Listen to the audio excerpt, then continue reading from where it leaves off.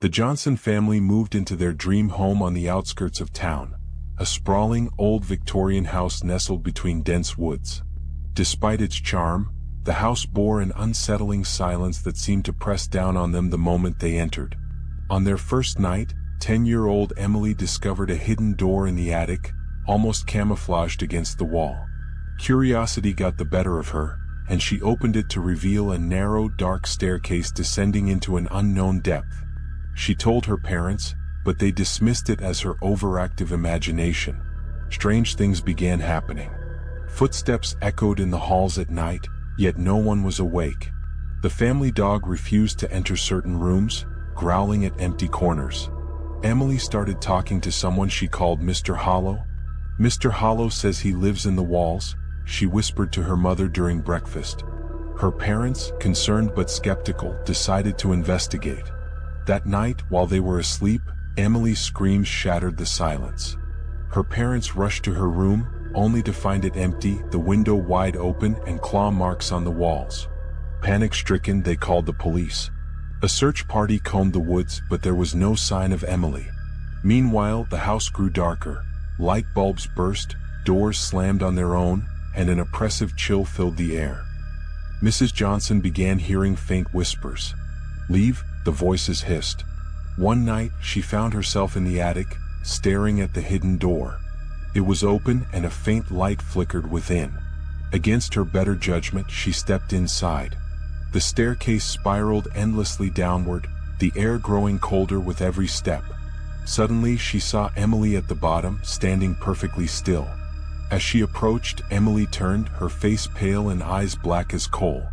"You shouldn't have come," Emily said in a distorted voice. The walls began to close in, the whispers turning into deafening screams. The next morning, the police found the house empty.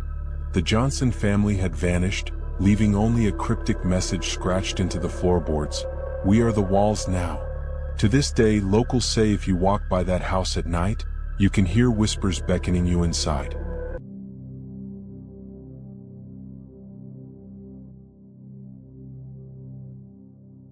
When Sarah moved into the quaint old house at the edge of town, she thought it was her dream come true. The locals had warned her about the house, but she dismissed their words as mere superstition. On her first night, as the wind howled, she heard faint footsteps echoing from the attic. Thinking it was just the old wood settling, she ignored it. The following night, the footsteps grew louder, accompanied by whispers that seemed to come from the walls themselves. "Leave, leave," they whispered. A chill ran down her spine, but she reasoned that her nerves were simply frayed from the move. On the third night, while lying in bed, Sarah felt a presence next to her.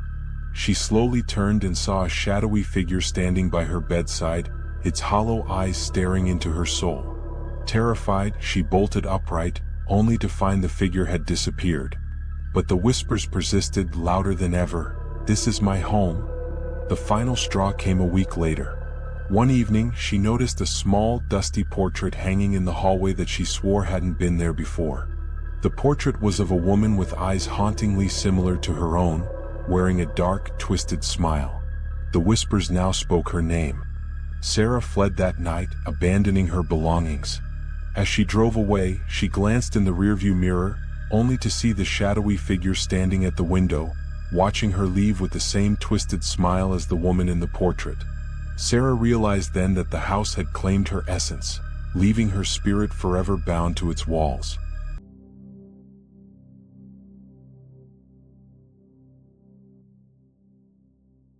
Emma and her family had just moved into a charming yet slightly run-down Victorian house nestled on a quiet street.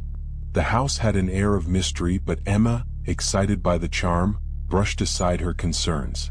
However, on their first night, strange things began to happen. They heard faint tapping noises coming from the basement, but every time they checked, it was silent and empty. The second night was worse. At around midnight, Emma woke to a scratching sound at her bedroom door. She opened it, expecting to find her cat, but the hallway was dark and empty.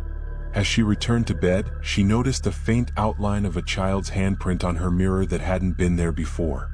She wiped it away, dismissing it as a trick of the light. Over the next few days, Emma and her brother began to feel they weren't alone. Shadows flickered in their peripheral vision, and footsteps echoed in the empty rooms. When they tried to tell their parents, they were dismissed with a laugh. On the fifth night, the air grew colder and a heavy silence filled the house. At 3 a.m., Emma heard whispering. Following the voices, she was led down the hall to a narrow door she hadn't noticed before. She opened it, revealing a spiral staircase leading down to a damp, forgotten cellar. The cellar walls were covered in faded handprints, and at its center lay an old, dust-covered doll with dark, glassy eyes staring back at her.